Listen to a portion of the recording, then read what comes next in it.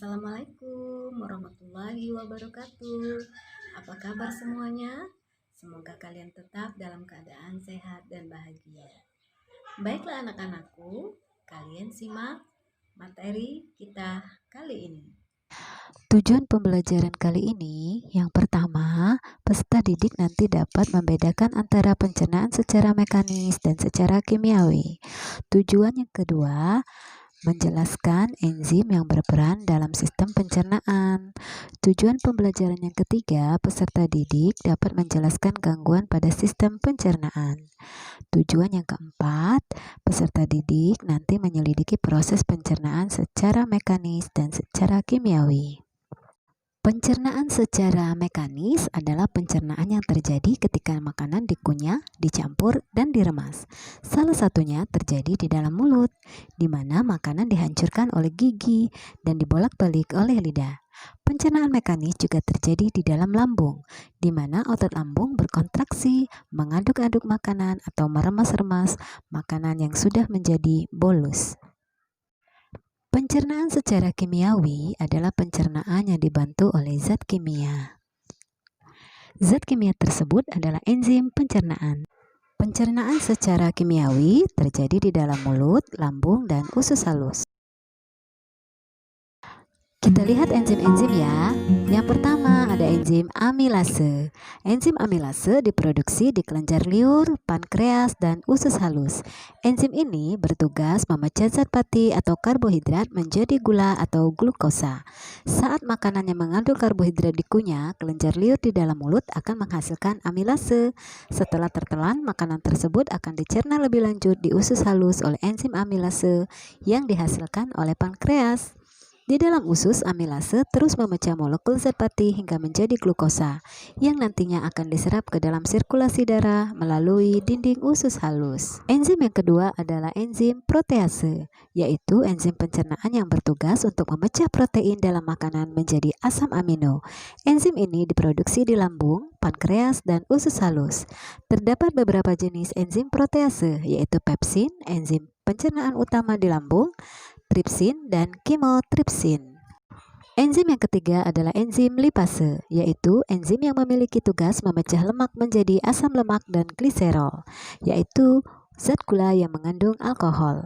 Organ tubuh yang berperan dalam menghasilkan enzim ini adalah pankreas dan lambung. Enzim lipase juga ditemukan di dalam ASI.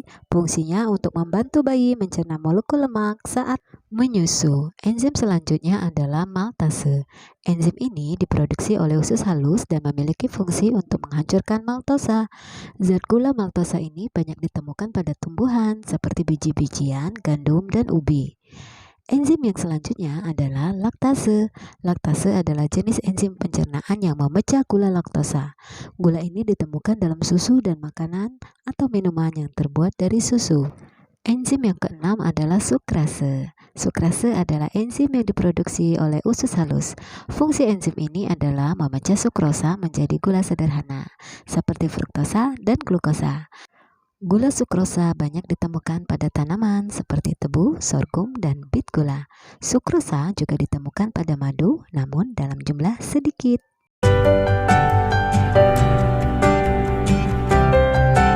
Yang pertama, obesitas. Obesitas adalah suatu kondisi tubuh yang memiliki kandungan lemak berlebih, sehingga dapat menimbulkan efek negatif pada kesehatan. Obesitas disebabkan karena konsumsi makanan yang berlebih dan kurangnya aktivitas tubuh. Tetapi obesitas juga dapat disebabkan oleh keturunan melalui pewarisan gen atau mengkonsumsi obat tertentu. Hati-hati ya, obesitas dapat meningkatkan risiko beberapa penyakit seperti penyakit jantung, diabetes, dan osteoartritis. Gangguan pada sistem pencernaan selanjutnya adalah karies gigi atau gigi berlubang akibat infeksi bakteri yang merusak lapisan gigi sehingga merusak struktur gigi. Bakteri ini mengolah gula sehingga menghasilkan asam. Nah, bagi anak-anak yang menyukai gula, sebaiknya selalu menyikat gigi setelah makan makanan manis supaya giginya tetap sehat dan bersih. Yang ketiga adalah MA, yaitu peradangan atau iritasi pada lapisan lambung. Hal ini dapat disebabkan oleh bakteri Heliobacter pylori, peningkatan asam lambung, stres, makan tidak teratur, makan makanan terlalu pedas atau terlalu asam. Mah dapat dicegah dengan cara makan teratur dan makan secukupnya.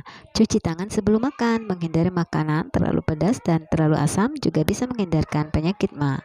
Dan juga hindari kopi. Jika penyebabnya adalah bakteri, dapat diatasi dengan antibiotik, amoxicillin, Gangguan yang dan keempat yaitu tetrasiklin. Hepatitis atau peradangan pada hati.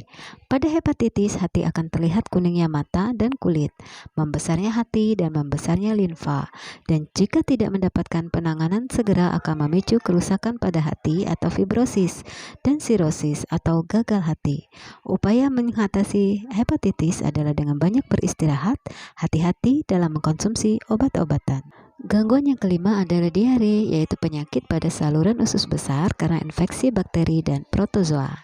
Diare terjadi karena air dalam usus terus-menerus dikeluarkan.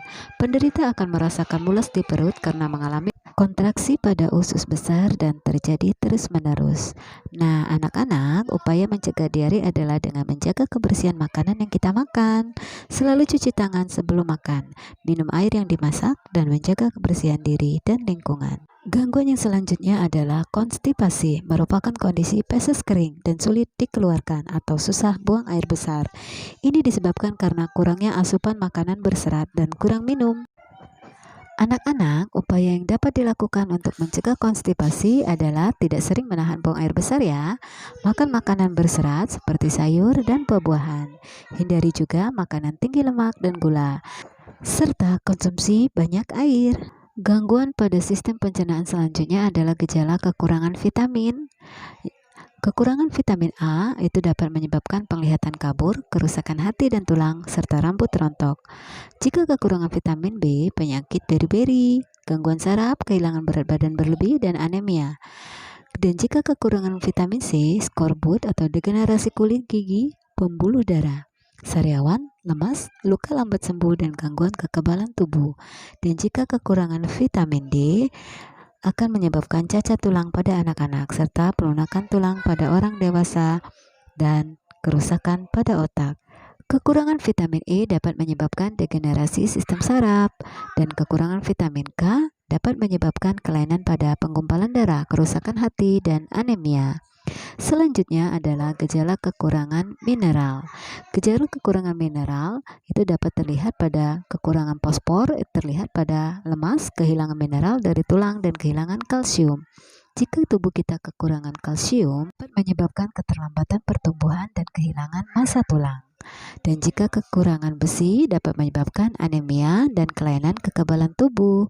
Hati-hati juga bila kekurangan iodium dapat menyebabkan gondok atau pembengkakan kelenjar tiroid. Nah, anak-anak, itulah tadi beberapa gangguan pada sistem pencernaan. Tentunya masih banyak lagi ya gangguan pada sistem pencernaan yang terjadi dalam kehidupan sehari-hari. Kalian dapat juga mencarinya di internet. Anak-anak, jagalah sistem pencernaanmu. Ingat selalu, jangan makan berlebihan. Makanlah sebelum lapar, berhentilah sebelum kenyang. Demikianlah ulasan singkat materi kita kali ini. Terima kasih atas perhatiannya. Semoga bermanfaat untuk anak-anakku tercinta. Terima kasih.